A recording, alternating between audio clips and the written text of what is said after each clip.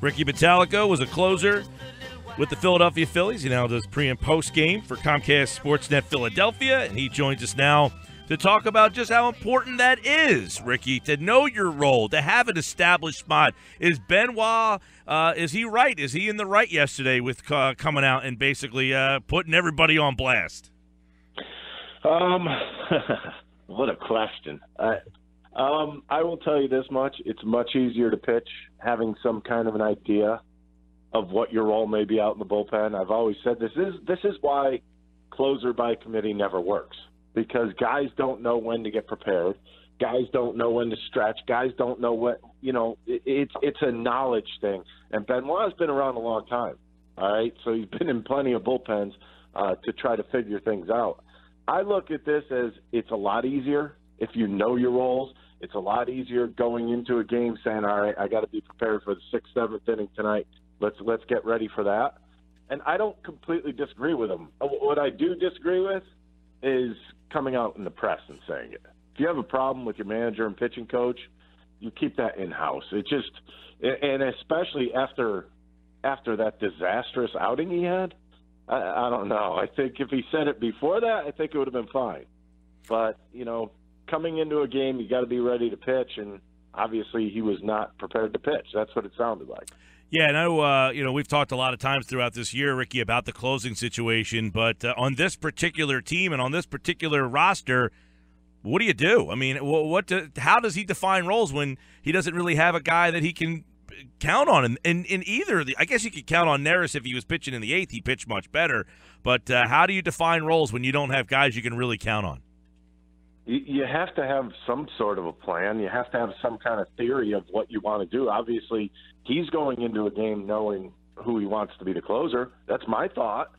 And in-house, I don't think it's a bad thing to say, hey, Hector, you're closing tonight.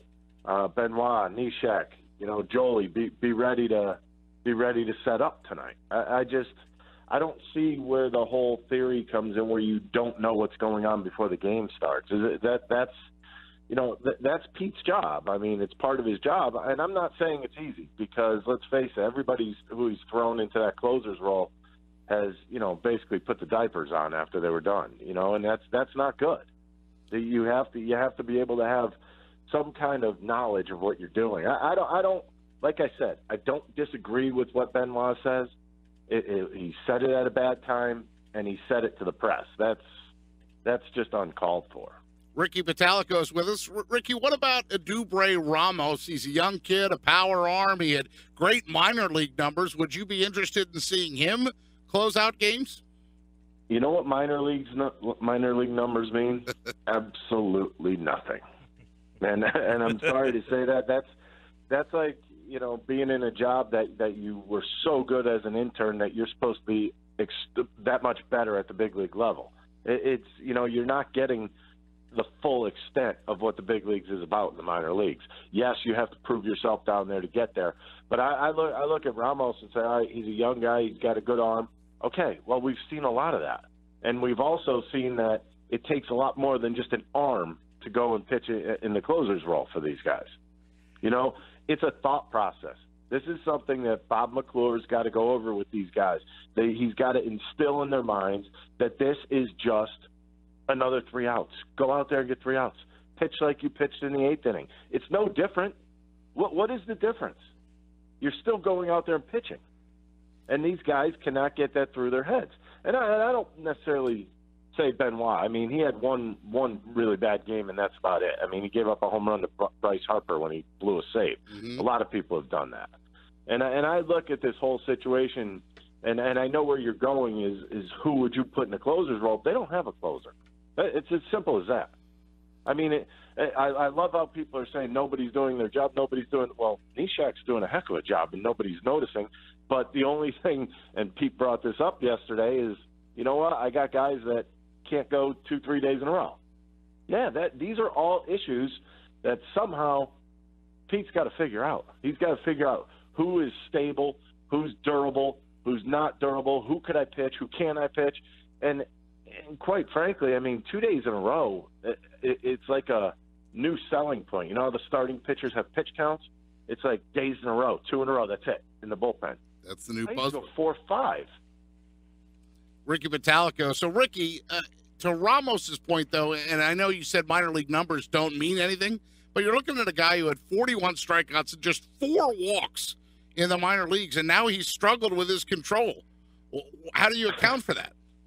You know what? It almost comes down to me. This is when a lot of relief pitchers get into problems, when they're afraid of their stuff out over the plate. And then you try to nibble at corners, I don't know what Bob McClure says to these guys. I don't know if he says, you know what, you got to hit that out of third. You know, at some point you just got to throw strikes. And these guys, look, that doesn't change from the minors to the big leagues throwing strikes. It's the same strike zone, you know, wherever you go. So, I mean, it's a matter of stepping over that line and believing in yourself. That's all it is. I'm sorry. These guys have major league arms. They throw the ball hard. It's about pinpointing your stuff at the big league level. Should it be as difficult as they're showing now? I mean, everybody goes through times at the big league level where you're not throwing strikes. But like yesterday in the Benoit inning, you know, you don't see that very often where guys just completely lose it. And it seems as though it's almost like a domino effect out in the bullpen. That one guy goes bad, it's like everybody else is just following suit. You can't do that. Bullpen should be next guy pick me up, next guy pick me up. That's what it should be. Which to me then would also mean defined roles. At what point in the season should they be settled into defined roles? Well, we're kind of past that point. I mean, completely honest with you normally have roles leaving spring training. And I've been with teams before that the roles were a little bit confusing, and it does affect guys in certain ways. I mean, quite frankly, if you're going to be a closer, you know your role. You know when to get ready. You know when you have to prepare. The timing. It's no different than being a creature of habit like a starter would be, except for you're in the bullpen. I mean, you can't sit out there 162 games on pins and needles every day, and that's what it's like when you have no idea when you may be called into a game. It can't be done. Ricky, talk me through how the communication works between bullpen, pitching coach, manager, because we've talked about Mackanin and who he's talking to, McClure, who he's talking to. You've been a major league closer. You've been in bullpens. How is it ideally supposed to work? Well, ideally, it's the bullpen coach usually has what you need to work on. He's like the in-between guy between Bob McClure and the bullpen. And that's one thing that, you know, you try to have a good rapport as much as you can with the bullpen coach. I think that's the biggest thing. I've had some really good pitching coaches, and I've had some really good bullpen guys that really helped you through it. I also had some bullpen guys who threw me off a little bit because they wanted you to change certain things out in the bullpen, and you try to change things during games, and it doesn't work. So, I mean, but the pecking order is obviously for a bullpen guy, the pecking order is the pitching coach, number one, and then the bullpen coach. And I mean, Pete Mackanin could say what he wants to the bullpen guys, but it's coming from Bob McClure because he's the guy that is responsible for the pitchers, period. So, I mean, if I had an issue when I was pitching with my mechanics or whatnot, that's who I'd go to, the pitching coach. Ricky Bottalico is with us. I guess we'd be remiss not to get your opinion on this morning. They decided to extend Pete Mackanin for 2 more years, and Matt Klintak said today that this was not temporary. He envisions Pete being here long term. Do you? Is he the right guy to keep this team? Do you like the job that he's been doing? It's interesting, the timing. They've lost 10 out of 12, this whole little kerfuffle yesterday, if you will. But here they go today making this announcement. Good timing. Do you like this move for Pete? You know, I don't know if the timing has a lot to do with it. You have to wonder if this was being worked on for a while. I mean, you know, so, I mean, the signing time, yeah, that's been a little strange considering what's been happening with the Phillies. But you know what? I think Pete is a tremendous baseball guy. I'm not going to sit here and lie to you. I'm not going to sugarcoat it. I met Pete back when he was a third base coach for the Montreal Expos back when. So, I mean, this guy knows what he's doing. It's just a matter of getting everybody on board. And right now the pitching staff is just flat out not on board. I mean, I think he's absolutely right that well, not absolutely right, but I will say in some ways they're a lot better than last year. I think offensively that's obvious. But, I mean, the one thing about having Mackanin there is that he knows how to deal with the individuals. He knows how to take on adversity. So, you know, what he's been going through, I mean, quite frankly, as a manager, has to be hell. I mean, it's been a long time of getting their heads cracked, and I think he deserves an opportunity to be here when this team turns it around and picks up a couple free agents and starts going the other route.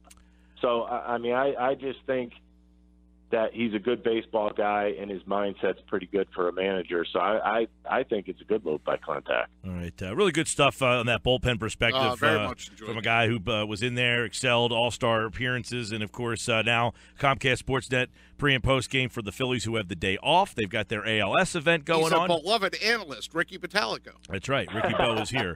Nice to hear you, Pete. And nobody's hotter right now. I don't know who's hotter, Ricky Bo's takes or Aaron Altair. Boy, that guy's on fire right now. Aaron Altair, he's raking. Yeah. You know what? You know what's funny? This is what we expected of him last year before he got injured. And now all of a sudden he's fully healthy. And I was kind of lenient, I would say, on him last year because I know a lot of guys that have had the hurt wrists, the hurt hands, the hamate bone, stuff like that. And it always takes them extra time even after they're back. It takes them a lot longer to get stronger, and I think he's proven that. And this guy's, number one, best defensive outfielder they have by far. He could play any position out there.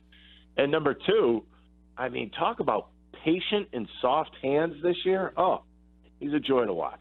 He's been fun the last couple of weeks watching him red hot. Ricky Bo, Phillies back in action against they're playing the Nationals again. Yeah, seems like half their games have been against the Nationals. Ricky, always a pleasure, pal. Take care.